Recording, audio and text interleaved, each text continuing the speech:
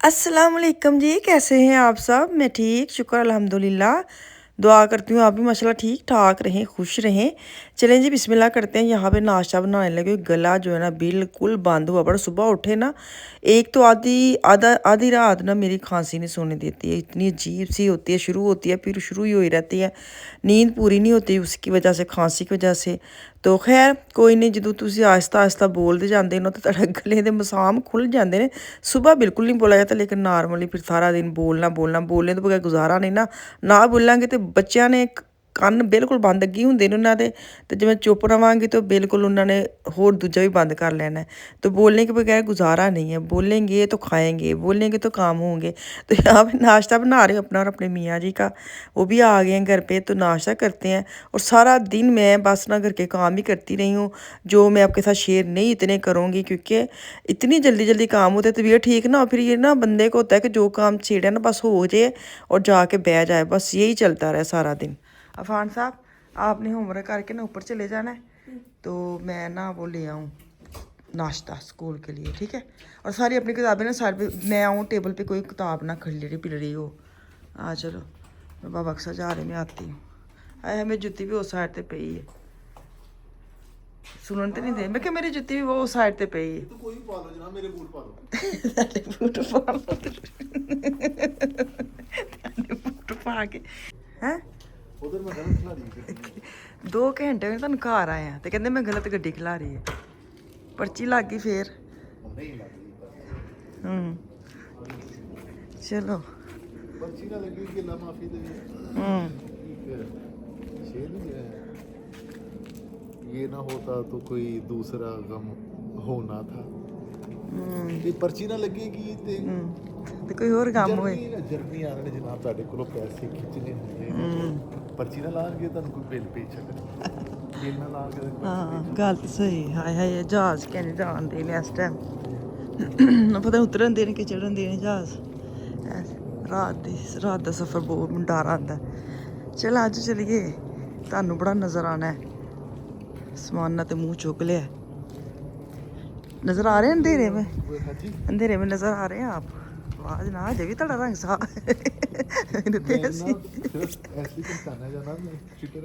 Jacket पा के आए कबूतर जान, चिट्टा कबूतर जान कहाँ सा चिका कबूतर का रद्दी रात नूं। चलो एडी भी नहीं आखर आए। चल तू ना मुझे अच्छा जो शेर सुना, तो वो नहीं सुनाना।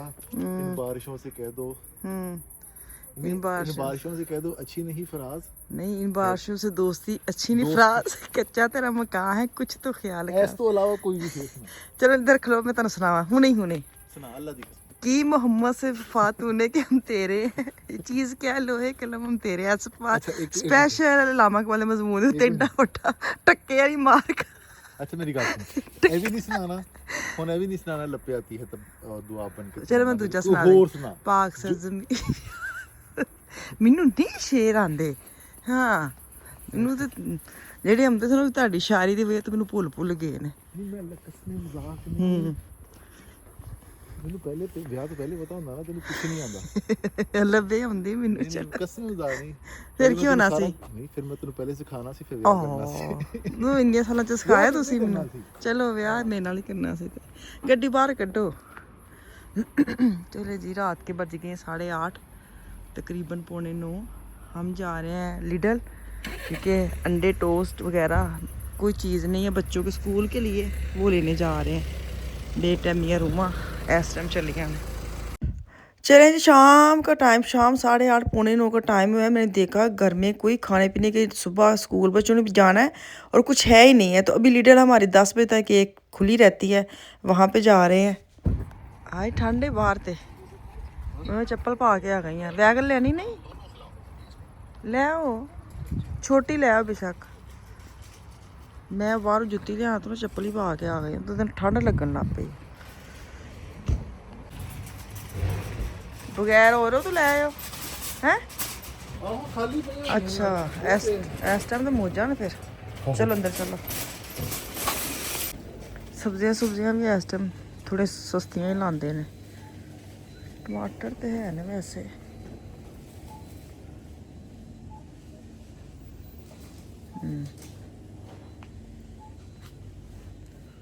कुछ नहीं लेना एवं बस बच्चों का खान पीन लेना है। मैनू ये कि छोटिया मोटिया चीज़ां ले आए ना, जैसे कोई अंडे वगैरह ख़त्म है, नाश्ते के जो बच्चे कोई छोटे मोटे कोई जूसेस ले आए, कोई फल ले आए।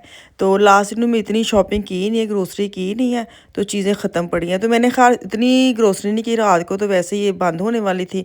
तो अंदर तुम चले जाओ ना, फिर तो उन्होंने पता होंगे कि इन्होंने चीज़ां लैनियां फिर ही बाहर जाना में। तो अभी थोड़े लेट ही हो गए सा। तो खैर अभी हम ना बस वही छोटी छोटी चीज़ें उठा रहे। मैंने कहा चलो आई हूँ लिडल में, तो भी वो नई चीज़ें भी लगा रहे थे, वीकली जो होती है ना नई आती है, तो वो भी रख रहे थे, सैटिंग कर रहे थे। मैंने कहा चलो आई हैं तो चलो बंदे झाती वगैरह मार जाता है कि कोई ऐसी चीज़ जो ज़रूरत वाली हो। ज़रूरत वाली तो साढ़े होए ना होए, सस्ती होनी चाहिए बस। सस्ती हो बेशक, वो उसकी लोड़ घर में है नहीं है, वो हमने उठा के ले जानी है।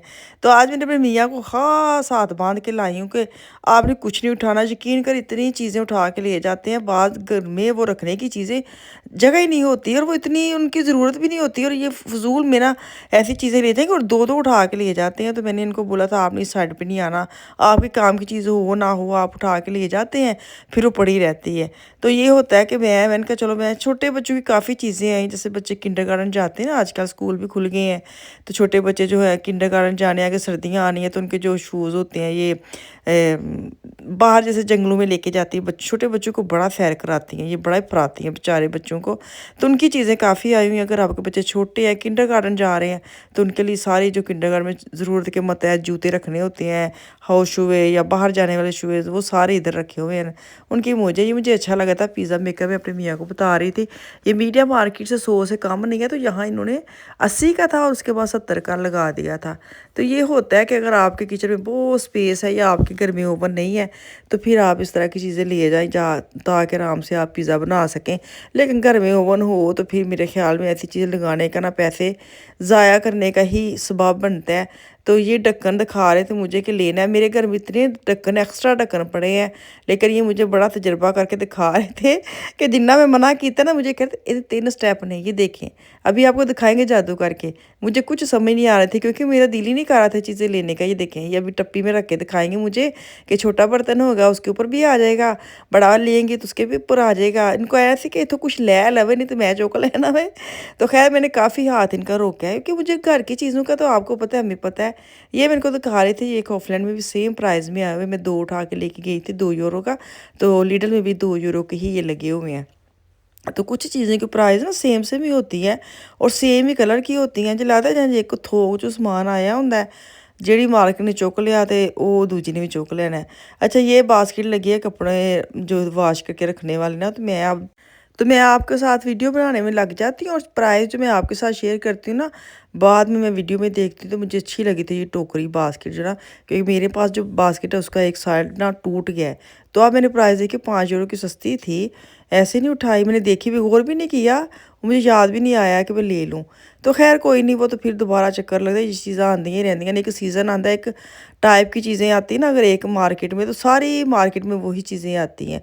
तो ये मैट लगे थे वाशरूम के, तो मैं इनको देख रही थी कि क्या सेल में कितनी प्राइस है। और मेरे मियाँ की वैसे ना नज़दीक की जो नज़र है ना, वो ऐना के गले में लटक रही है और प्राइस बिल्कुल नहीं पड़ी जा रही इनसे। तो मुझे इतनी हंसी आ रही थी, मैंने कहा ऐना के गले चेंज लमक आई है। लेकिन जब याद ही नहीं रहता कि हाँ ऐनक लगा के मैं देख लूँ प्राइस। तो खैर बाद में फिर मैं नहीं देखी, तो 8 यूरो का लगा था जो मैंने लेना नहीं था, लेकिन इनको खपाया मैंने बड़ा है, ताकि ये देखे याद रखे कि अपने गले की जो है ना कि ना वो सर पे भी लगाते हैं, मतलब अक्खा तो भी लानी है, सिर्फ गले से लटकाने ही नहीं। तो मैंने खैर नहीं लेना था। तो यहाँ पे टॉयलेट पेपर बहुत सस्ते लगे हैं लिडल में, अगर आप लोगों ने लेने हैं तो काफ़ी सस्ते हैं।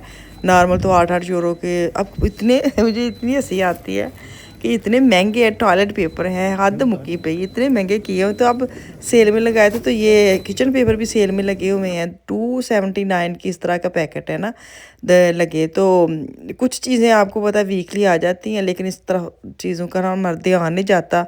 मेरा तो बिल्कुल नहीं जाता, मुझे तो ये होता है कि जो उठानी लेनी है वो लेनी ही लेनी है। तो बाज़ का ये भी होता है कि जो सेल में लगी हो तो बंदा 2-3 उठा ले। हालाँकि हमें ज़रूरत पड़ती रहती है तो बंदा उठा ही सकता है, लेकिन मेरे वर्गा कोई नहीं चुकदा। मेरे मियाँ तो देखा 2 पैकेट उठाए उन्होंने टॉयलेट पेपर के, उन्होंने पैसे लगते ना बेचारियां दे, मेरे पैसे नहीं असल च लगते। मैं एक ही लेके जाती हूँ, मुझे तो दोबारा ले जाएंगे, ऐसे स्टोर में कहाँ जगह होनी है दूसरा पैकेट रखने की। लेकिन जिन्हों के पैसे लगते ना वो बेचारे फिर 2-2 चीज़ां चुकते हैं। तो खैर असी इतने टॉयलेट पेपर किचन पेपर लादा इकट्ठा करके चुक के ले गए हैं। तो घर वापस आए हैं, यकीन करिए ये जो समोसे हैं घर में पड़े हुए थे, इनको किया हमने एयर फ्राई में। तो बाद में चटनी बनाई है ग्रीन, और साथ चने का सालन कह लें, चने बनाए हैं। तो ये मैंने रेसिपी आपके साथ शेयर नहीं करी, सिंपल भूख लगी थी और साथ सलाद ਕੱਟ इतने मज़े कि ये गला खराब है। ਤੁਸੀਂ ਕਹਿੰਦੇ ਹੋ ਚਸਕੇ ਤੁਸੀਂ ਫੁੱਲ ਲਾਉਂਦੇ ਹੋ ਜੀ, ਤੁਸੀਂ ਕਹਿੰਦੇ ਤੁਹਾਡਾ गला ख़राब है। ਹੁਣ गले ख़राब ਵਿੱਚ बंदा खाना पीना तो नहीं छाड़ता, तो वो भी ऐसे वाला ये समोसे ये लेके आए थे। और बाकी चीज़ें जो है ना मैंने घर में बनाई थी, समोसे घर के नहीं है। मैनू रेसिपी ना पूछने लग पे हो, मैं तो बड़ी माटियाँ समोसे मैं तो रमज़ान में इतनी मुश्किल से बना के रखती हूँ। नहीं तो समोसे हालांकि जिनको आते हैं ना उनके लिए तो दो हत्थों की मार है। मेरे एक हद भी नहीं, ना 2 दी ना 3 दी, मुझे समोसे बनाने इन्ने औखे लगते ने। तो खैर ये लेके आए थे खाली समोसे। तो यहाँ पे ना इंडियन होते हैं, तो वहाँ पे उन्होंने समोसे बना के रखे होते, 50 सेंट का एक शायद होता है। तो बाकी चीज़ें मैंने घर में बना ली हैं, तो मैंने कहा चलो चस्के लगाते हैं। ये चीज़ें ऐसी है, समोसा चाट और चना चाट और गोलगप्पे, ये तीनों चीज़ें मेरे बच्चे बड़े शौक से खाते हैं सारे माशाल्लाह। तो अभी लुकमान की प्लेट बनाने लगी थे, कह रहा था एक ही समोसा डालना, मैंने खाना खा लिया है। तो आप लोगों ने लेट चीज़ें लेके आई हैं, तो अभी इसको सैलड वगैरह डाल के इसकी प्लेट रेडी करूँगी। तो तुसी वीडियो लाइक शेयर ज़रूर करियो, प्यारा जिहा कमेंट करके भी जाया करो। तो ਜਿਹੜੇ ਨਵੇਂ ਆ ਸਬਸਕ੍ਰਾਈਬ ਕਰਕੇ ਜਾਣ ਤੇ ਕਮੈਂਟ ਵੀ ਕਰ ਦੇਣ, ਪੜ੍ਹ ਵੀ ਲੈਣੀ ਹੈ, ਜਵਾਬ ਵੀ ਦੇਣੀ ਹੈ ਜ਼ਰੂਰ। ਤੇ ਕਿਸੇ ਨੂੰ ਕੁਛ ਇਹ ਕਹਿੰਦੇ ਨੇ ਪੁੱਛਣਾ ਗਿੱਛਣਾ ਹੋਵੇ ਤੇ ਜ਼ਰੂਰ ਇੰਸਟਾਗ੍ਰਾਮ ਤੇ ਆ ਜਾਇਆ ਕਰੋ। ਕੋਈ ਗੱਲ ਕਰਨੀ ਤਾਂ ਇੰਸਟਾਗ੍ਰਾਮ ਤੇ ਪਲੀਜ਼ ਪ੍ਰਾਈਵੇਟ ਕਰਿਆ ਕਰੋ, ਕਮੈਂਟ ਵਿੱਚ ਪ੍ਰਾਈਵੇਟ ਗੱਲਾਂ ਨਾ ਕਰਿਆ करो। वो तुसी भी इंस्टाग्राम पे आया करो। अदीबा पॉइंट खालून मेरा इंस्टा का आईडी है। जो भी बात है आपने प्राइवेट करनी होती ना वो वहाँ पे आके किया करें।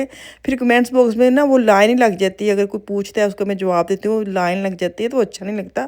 प्राइवेट बात प्राइवेट ही करनी तो फिर ही अच्छा लगता है। अगर किसी ने बात पूछनी है या कुछ भी मेरे बारे में बात करनी है या कुछ पूछना खींचना है तो मेरे इंस्टा पे आया करें। तो वो आईडी आप मैं सामने भी मतलब आपके साथ शेयर भी की है, बोल भी दी है कि अदीबा पॉइंट खा लो मेरे इंस्टा का आईडी है, उत्थे आके तो गलबात करिया करो। है ये भी मैनर होंगे ने कि प्राइवेट गल कित्थे करनी है। तो चलो जी दुआ में याद रखे, वापस आऊँगी कल। अल्लाह हाफिज़।